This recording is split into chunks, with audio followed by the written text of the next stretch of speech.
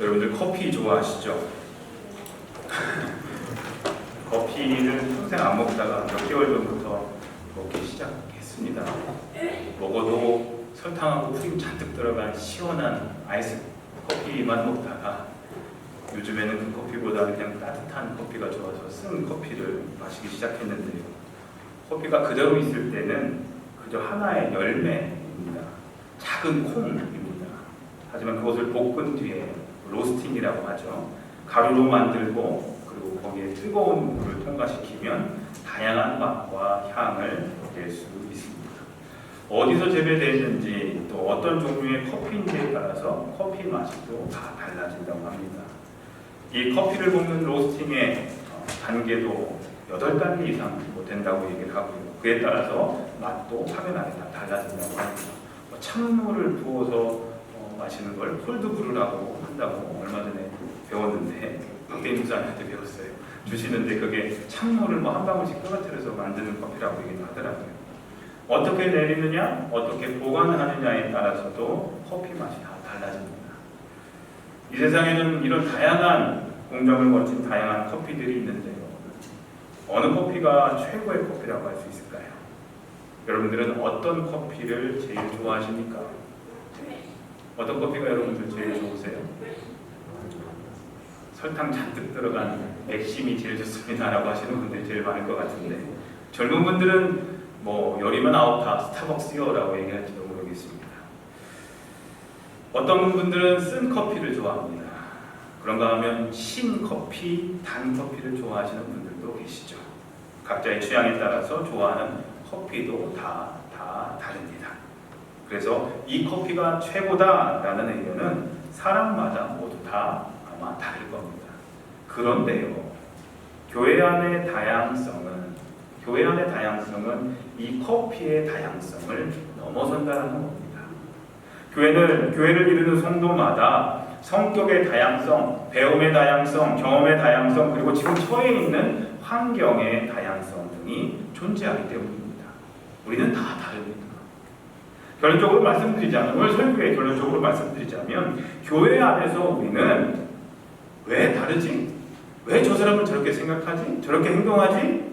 라고 질문할 것이 아니라, 참 우리는 다양해서 좋아, 다양한 사람들이 모여서 좋아라고 그 다양성 자체를 인정하고 하나가 되어야 한다는 사실입니다. 오늘 제목도요, 함께 읽어볼까요? 시작! 다양성을 인정하고 하나가 되는 교회. 우리가 예수를 믿고 신앙생활하다 보면 사람마다 그 신앙 스타일이 조금씩 다른 것을 우리는 발견할 수가 있습니다. 방언 기도와 은사를 사모하면서 손뼉을 치며 찬양하며 뜨겁게 믿는 분이 있는가 하면, 성경 공부를 철저히 하면서 말씀을 배움으로써 은혜를 받는 분들도 있고, 또 고요히 묵상 기도하면서 하나님을 만나는 분도 있습니다. 또는 교회의 정치적인, 사회적인 사명에 관심을 가지시는 분들도 많습니다. 우리 한국 교회는 이게 좀 적다고 얘기를 합니다. 사회적인 참여가 적다고 얘기를 하죠. 교회마다, 목회자마다 추구하는 방향이 모두 다 다릅니다. 다시 말하자면 보수적인 신앙도 있고요, 진보적인 신앙도 있고, 성령 체험을 중요시하는 분도 있고, 성경 공부를 중요시하는 분들도 있고, 찬양을 중요시하는 분들도 있고, 기도를 중요시하는 분들, 사회 참여를 중요시하는 분들, 다양한 분들이 교회 안에 있다는 사실입니다. 조용히 신앙생활 하시던 분들은 뜨겁게 찬양하면서 손뼉을 치면서 큰 소리로 기도하는 걸 보면 어때요? 거부 반응이 들고 오히려 마음이 다치기 쉽습니다. 왜 저래? 반면에 열정적인 신앙생활을 하시던 분들은 조용한 분위기가 너무 답답하고 냉랭해 보일 수가 있습니다. 조용히 기도하면 왜 이렇게 간절함이 없어, 뜨거움이 없어 라고 그렇게 얘기를 하기도 합니다. 그러나 성경적으로 볼 때 이 모든 것들은 예수님을 닮아가고 구원에 이르기 위해서 모두 다 필요한 모양이고 필요한 과정들이라는 사실입니다. 어느 것만 특히 중요시하거나 어느 것은 못 받아들이겠다고 한다면 우리는 자칫 폐쇄적인 신앙에 빠지기가 쉽습니다. 오늘 본문의 말씀처럼 우리가 우리 몸의 각 지체의 다름과 그 고유성을 인정해야 하는 것처럼 우리는 다양한 형태의 신앙에 가슴을 열고 모든 것을 진지한 마음으로 받아들이며 이해하려고 함께 노력하는 자세가 정말 필요하다는 사실입니다. 로마서 15장 6절에 7절에 이런 말씀이 있습니다. 한 마음과 한 입으로 하나님 곧 우리 주 예수 그리스도의 아버지께 영광을 돌리게 하려 하노라. 그러므로 그리스도께서 우리를 받아 하나님께 영광을 돌리심과 같이 너희도 서로 받으라. 너희도 서로 받으라. 무슨 얘기예요? 영접하고 환영하고 이해해라. 서로 영접하고 서로 이해하고 서로 환영해라. 사람마다 자기 나름대로 은혜 받는 방식을 소중히 여깁니다. 이 신앙적 소신이 없이는 줏대 있는 신앙생활 하기가 어렵습니다. 그러나 문제는 자기 신앙의 주관적인 잣대로 남을 평가하고 그렇게 믿으면 안 되고 이렇게 믿어야 한다고 남을 비난하기 시작할 때 왜 이렇게 뜨거움이 없어? 기도하려면 소리내서 그냥 기도해야지 라고 남을 평가하기 시작하고 비난하기 시작할 때 문제가 생기게 된다는 겁니다. 때로는 외식하는 위선적인 신앙에 빠지기가 쉽습니다. 우리는 다만 그저 진실과 최선을 다하여 내 마음을 지키고 다만 하나님께서 알아주시기만을 위해서 기도해야 한다는 겁니다. 어떤 스타일이든 상관없습니다. 그저 하나님 앞에 진실하고 솔직한 마음으로 나가서 하나님만 내 마음을 알아주시기만을 위해서 기도하면 된다는 겁니다. 특히 다른 사람의 신앙적인 스타일과 신앙의 수준을 이해해주는 노력이 필요합니다. 믿으려면 나같이 믿어야 한다는 생각은 오히려 예수님을 닮아가야 하는 성숙한 신앙에 방해가 되는 경우가 많습니다. 또한 교회 안에서 내 목소리, 내 주장, 내 생각, 내 의견만 높이는 것이 아니라 나 자신이 연약하고 부족하다라는 겸손한 마음으로 나 혼자서는 할 수 없기에 우리 함께 힘과 마음을 합하려고 하는 배려의 마음가짐을 가져야 한다는 사실입니다. 요한복음 17장은 예수님이 잡히시기 전에 예수님 자신과 제자들을 위해 기도하신 내용입니다. 보통 이 요한복음 17장을 예수님의 고별 기도라고 얘기를 합니다. 그런데 예수님께서 제자들을 위해서 이 기도의 핵심이 뭐라고 하시냐면 하나됨이라는 겁니다. 하나님 아버지와 예수님께서 하나 되신 것처럼 우리도 하나 되기를 바라신다는 사실입니다. 요한복음 17장 22절에 내게 주신 영광을 내가 저희에게 주었사오니 이는 우리가 하나가 된 것 같이 저희도 하나가 되게 하려 함입니다.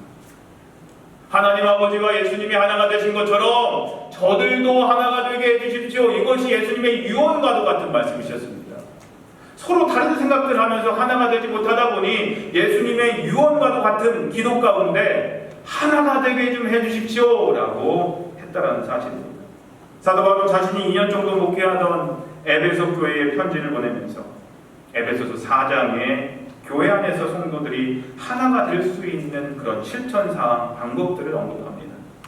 교회는 부르심에 합당하게 겸손, 온유, 오래 참음, 사랑으로 서로 용납하고 평안에 매는 줄로 성령이 하나 되게 하신 것을 힘써 지키라 라고 권면을 합니다. 그렇게 하나가 되라고 얘기를 합니다. 특별히 그리스도의 몸인 교회 안에서 은사를 사용하여서 사랑 안에서 범사에 서로 하나가 되어 예수님의 분량에까지 성장해야 한다라고 하고 있습니다. 성경에는 우리라는 말이 참 많이 나옵니다. 우리는 하나님의 자녀이고 우리는 그리스도 안에서 발견되고 우리는 함께 주님의 나라를 세워갈 가족이라는 것을 늘 성경은 강조합니다. 처음에도 말씀드렸지만 여기에 모이신 저와 여러분들 모두가 성향도 성격도 취향도 모두가 다 다르고 다양합니다. 지금까지 살아온 배경도 다르고 지금 현재 살아가시는 배경도 환경도 모두 다 다릅니다. 그러나 한 가지 공통점이 있습니다. 그것은 바로 그리스도 안에서 예수님을 내 삶의 주인으로 고백하고 하나님을 예배하는 사람들이라는 사실입니다. 아멘이십니까?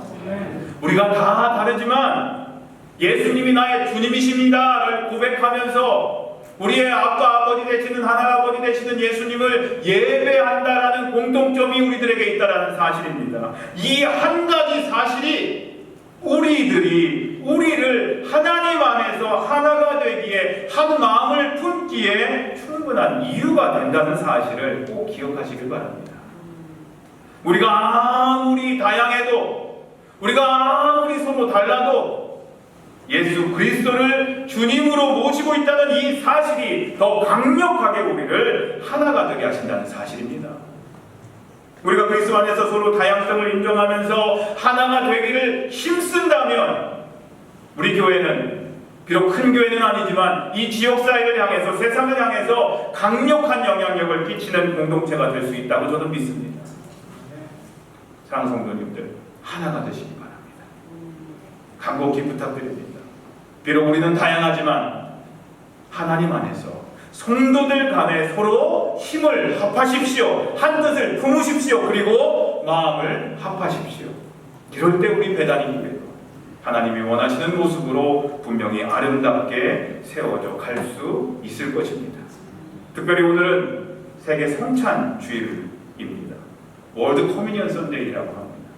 세계 모든 기독교인들이 다 함께, 캐톨릭이든 개신교든 상관없이 모든 기독교인들이 다 함께 성찬을 나누는 주일이 바로 오늘 주일입니다.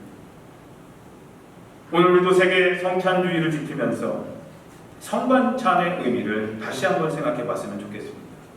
예수님은 예수님을 따르는 모든 사람들이 다 형제요 자매라고 가르쳐 주셨습니다. 마가복음 3장에 보면 누가 내 어머니이며 내 형제들이냐? 봐라. 누구든지 하나님의 뜻을 행하는 사람이, 하나님의 뜻을 행하는 사람이 내 형제요 자매요 어머니다 라고 분명히 말씀하셨습니다. 하나님의 뜻을 행하는 사람. 그래서 우리는 교회 안에서 우리 서로를 형제님, 자매님이라고 부르는 것입니다. 그런데 교회는 지난 2000년의 역사를 통해 계속해서 분열해 왔습니다. 초대교회는 하나였죠. 동방과 서방으로 나눠졌고, 캐톨릭과 개신교로 나눠졌고, 개신교 안에서도 수많은 교파들로 나눠졌습니다. 그리고 지금도 서로를 비난하고 내 신앙이 옳다라고, 내가 가진 신앙만이 옳다라고 주장을 합니다. 같은 장로교 안에서도 감리교 안에서 또 흩어지고 뿔뿔이 또 갈라지고 하곤 합니다. 물론 자기가 믿는 신앙에 대해서 관심을 갖는 것 중요합니다. 자신이 가진 것에 대해서 자부심 갖는 것도 중요합니다. 그러나 다른 사람의 생각과 가진 것들을 존중해주는 넓은 마음도 동시에 가져야 함을 잊지 말아야 합니다. 예수님께서 처음 성만찬을 행하셨을 때 우리에게 보여주셨던 것이 무엇이었습니까? 그것은 모두를 용납하는 넓은 마음이었습니다. 예수님은 마지막 만찬을 나누실 때에 예수님을 배반한 가룟 유다도 포함해 주셨습니다. 이제 얼마 안 있으면 예수님을 저주하며 배반할 베드로도 포함해 주셨습니다. 여러분의 잔치 자리에, 여러분의 식사 자리에, 저녁 식사 자리에 여러분이 제일 미워하는, 여러분을 배반하고 여러분에게 사기를 쳤던 누군가를 초대해서 식사한다고 생각해 보십시오. 제대로 식사하실 수 있으시겠습니까? 여러분들 마음속에 그런 사람 있으십니까? 있으시면 안 되겠지만 생각해 보십시오. 쉽지 않을 겁니다. 근데 예수님은 다 포함시켜 주셨습니다. 모두를 품는 마음, 모두에게 열린 마음, 이것이 바로 예수님께서 우리들에게 보여주시고 가르쳐 주셨던 성만찬의 정신이었던 것입니다. 오늘 세계 성찬주의를 맞이하면서 저는 무엇보다 우리 모두가 모두를 품는 마음, 모두에게 열린 마음을 가지고 하나됨의 감격을 회복했으면 좋겠습니다. 작게는 우리들의 가정이 주님 안에서 하나됨을 경험하는 복된 주일이 되기를 바랍니다. 남편과 아내가 서로를 이해하고 하나되고, 부모와 자녀들이 주님 안에서 하나되고, 우리 교회의 성도님들이 몸된 그리스도의 지체로서 하나됨을 경험하는 복된 주일이 되시기를 우리를 한 형제자매로 불러주신 예수님의 이름으로 간절히 소원하며 기도합니다. 그렇다면 이런 하나됨을 경험할 수 있는 성찬을 행하는 가장 중요한 이유는 무엇일까요? 몇 가지만 말씀드리고 오늘 말씀을 마치겠습니다. 첫째로 예수님의 죽으심을 기억하기 위해서 우리는 성찬식을 합니다.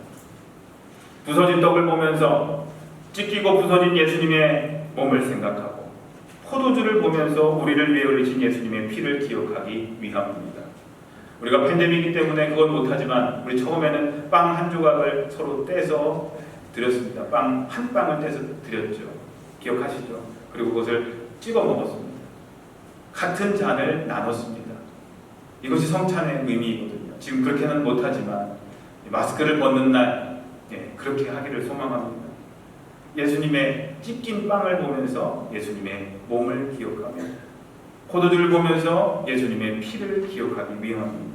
둘째로 십자가에서 돌아가시기까지 우리를 사랑하신 예수님의 그 사랑을 기억하기 위함입니다. 셋째로 예수님이 십자가에 돌아가심으로 우리에게 어떤 일들이 일어났는지를 기억하기 위해서 우리는 성찬식을 행합니다. 예수님께서 십자가에 돌아가심으로 우리들의 죄값을 치러주셨기 때문에 우리는 구원을 받게 되었고 따라서 영생을 선물로 얻게 되었다는 것을 기억하기 위함입니다. 즉 예수님의 돌아가심이 우리에게는 복음이 되었다는 겁니다. 이것이 십자가의 복음인 것입니다. 넷째로 제자들과 마지막 만찬을 나누신 후에 그들에게 새 계명을 주시면서 서로 사랑으로 하나가 되라고 하신 말씀을 기억하기 위함입니다. 그러면 우리는 성찬을 나누며 우리에게 새 계명을 주신 예수님을 기억하면서 우리 모두 그리스도 안에서 하나됨을 체험해야 될 줄로 믿습니다. 우리는 성찬을 나누며 여러 차례 이 말씀을 드렸었습니다.